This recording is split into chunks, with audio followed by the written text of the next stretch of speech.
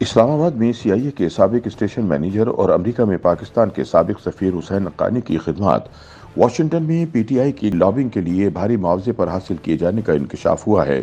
یہ معاوضہ عمران حکومت سرکاری خزانے سے ادا کر رہی تھی، لیکن مبینہ طور پر حسین حقانی نے عمران حکومت گرانے کے لیے ہی لابنگ کی۔ ڈان اخبار کے مطابق حال ہی میں سامنے آنے والی تازہ معلومات کی بنیاد پر پی ٹی آئی کے اندرونی ذرائع دعویٰ کر رہے ہیں کہ سابق سی آئی اے اسٹیشن چیف اور حسین حقانی عمران حکومت سے پیسے لے کر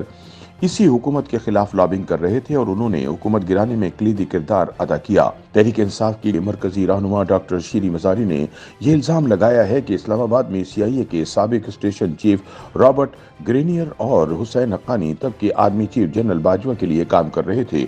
لیکن حسین حقانی نے اس دعوے کو جھوٹ کا پلندہ قرار دیتے ہوئے مسترد کر دیا ہے۔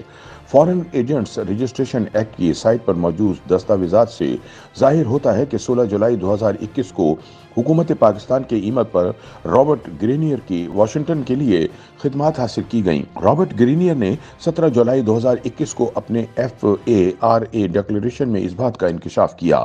دستاویزات کے مطابق پی ٹی آئی رہنما اور عمران خان کے قریبی ساتھی افتخار درانی نے رابرٹ گرینیئر کی خدمات حاصل کیں، لیکن ان کو رقم کی ادائیگی حکومت پاکستان کی جانب سے کی جا رہی تھی۔ اگست 2022 میں پاکستانی میڈیا نے بھی رپورٹ کیا تھا کہ پی ٹی آئی نے امریکہ کے ساتھ تعلقات بہتر کرنے کے حوالے سے مشاورت کے لیے سی آئی اے کے سابق اہلکار کی خدمات حاصل کی۔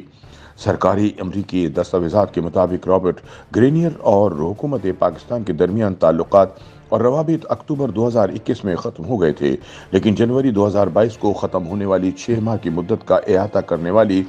ایف اے آر اے کی ایک ضمنی دستاویز کے مطابق اس بات کا انکشاف حکومت پاکستان کی جانب سے رابرٹ گرینیئر کو کی گئی ادائیگیوں کی تفصیلات سے ہوا۔ اس مدت کے دوران رابرٹ گرینیئر کو میڈیا ریسرچ کے لیے $1,50,000 ادا کیے گئے، لیکن دستاویزات کے جائزے سے واضح ہوتا ہے کہ امریکی خارجہ پالیسی پر اثر انداز ہونے کی کسی بھی طرح سے کوئی کوشش نہیں کی گئی۔ نومبر 2022 میں رابرٹ گرینیئر نے فنڈز کی تقسیم کے حوالے سے تفصیلات دیتے ہوئے سپلیمنٹل میں ترمیم فائل کی، جس سے ظاہر ہوتا ہے کہ سابق سی آئی اے اسٹیشن چیف نے حسین حقانی کو 2 ادائیگیاں کی، جن میں سے ایک ادائیگی $20,000 اور دوسری $10,000 کی تھی۔ حال ہی میں ٹویٹر پر جاری اپنے ایک سلسلہ وار پیغام میں صحافی وقاص احمد نے دعویٰ کیا ہے کہ حسین حقانی نے پی ٹی آئی حکومت کے خاتمے سے چند ماہ قبل دبئی میں اہم پاکستانی عہدیدار سے ملاقات کی۔ تاہم سابق سفیر نے اس دعوے کی بھی تردید کی ہے۔ ان دعووں اور جوابی دعووں کے سامنے آنے کے بعد یہ معاملہ سوشل میڈیا پر ویب سائٹ پر ٹاپ ٹرینڈ بن گیا اور ہزاروں لوگوں نے امریکی محکمہ انصاف کی F A R A site پر موجود دستاویزات کا جائزہ لیا اور اس معاملے کو اٹھانے والے ٹاک شو دیکھے۔ ڈان نے بھی ان دستاویزات کا جائزہ لیا اور ان کی تصدیق کی، جس سے معلوم ہوتا ہے کہ ان دونوں افراد کو پاکستانی حکومت کی جانب سے افتخار درانی نے لابنگ کے لیے بھرتی کیا، جو تب وزیر اعظم عمران خان کے معاون خصوصی کے عہدے پر فائز رہ چکے ہیں۔ لیکن پی ٹی آئی حکام کا کہنا ہے کہ افتخار درانی نے دستاویز پر دستخط کرتے ہی اپنے عہدے سے استعفیٰ دے دیا تھا۔ پارٹی عہدیدار نے کہا کہ افتخار درانی نے انہیں بتایا کہ انہوں نے دباؤ کے تحت یہ قدم اٹھایا۔ دوسری جانب پیپلز پارٹی دور حکومت میں اسٹیبلشمنٹ کے دباؤ پر میمو گیٹ سکینڈل میں برطرف کیے جانے والے حسین حقانی، جن کا نام تازہ امریکی دستاویزات میں بھی موجود ہے، مئی 2011 میں بھیجا گیا میمو ایک مبینہ حکومتی پیغام تھا، جس میں ایبٹ آباد میں اسامہ بن لادن کے خلاف کیے گئے آپریشن کے بعد پاکستانی فوج پر قابو پانے کے لیے تب کی امریکی حکومت سے مدد طلب کی گئی تھی۔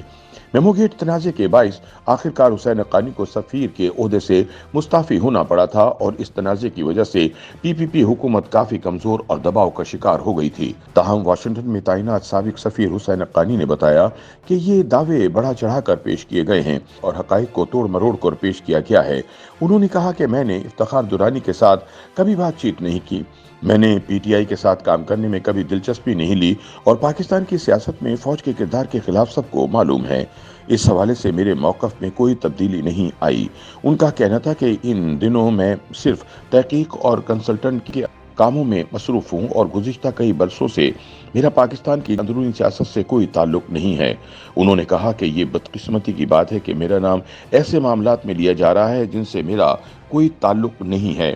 हुसैन हक्कानी ने कहा कि फौज में काम करने वाले कुछ रिश्तेदारों और दोस्तों के सिवा मेरा पाकिस्तानी फौज के साथ कोई ताल्लुक नहीं था।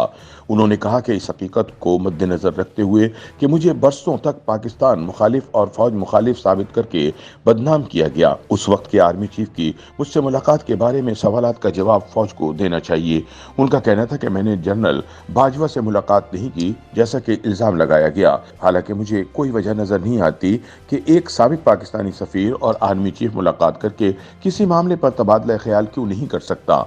दूसरी जानिब पीटीआई के सीनियर नायब सदर शीरी मजारी ने कहा कि हक्कानी बाजवा की फाइलें मंजर आम पर आ गईं, जिनसे वाज़े तौर पर निशानदेही होती है कि हुकूमत की तब्दीली की खुफिया साजिश की गई और हुसैन हक्कानी को पीटीआई हुकूमत को कमजोर करने के लिए हायर किया गया। ट्विटर पर जारी अपने बयान में उन्होंने कहा कि इस मंसूबे का पहला इशारा ये था कि हुसैन हक्कानी ने इमरान खान की हुकूमत की खारिजा पॉलिसी के खिलाफ इस्लामाबाद सिक्योरिटी डायलॉग में कमर बाजवा के बयान की तायद की। उन्होंने कहा कि इस मामले के कुछ पॉइंट्स अभी तक गायब हैं। एक पॉइंट जो अब तक मिसिंग है वो ये है कि पूरा मंसूबा काबीना की मंजूरी के बगैर प्रोक्योरमेंट के तरीक़ेकार को नज़रअंदाज करते हुए खुफिया तौर पर अंजाम दिया गया। उन्होंने दावा किया कि मुबैना तौर पर पीटीआई हुकूमत को वाशिंगटन में पाकिस्तानी सिफारत खाने में जोहराने के दौरान धमकी देने वाले सिफारतकार डोनाल्ड लू के हुसैन हक्कानी के साथ करीबी ताल्लुकात हैं। YouTube पर गूगली न्यूज देखने के लिए youtube.com की सर्च बार में गूगली न्यूज टीवी टाइप करें। गूगली न्यूज के पेज पर सुर्ख रंग के सब्सक्रिप्शन वाले बटन पर क्लिक करना ना भूलिए। YouTube पेज पर अपलोड होने वाली वीडियोस से बाखबर रहने के लिए बेल आइकन पर क्लिक कीजिए। आपको हर नई वीडियो के बारे में नोटिफिकेशन मौसूल हो जाएगा।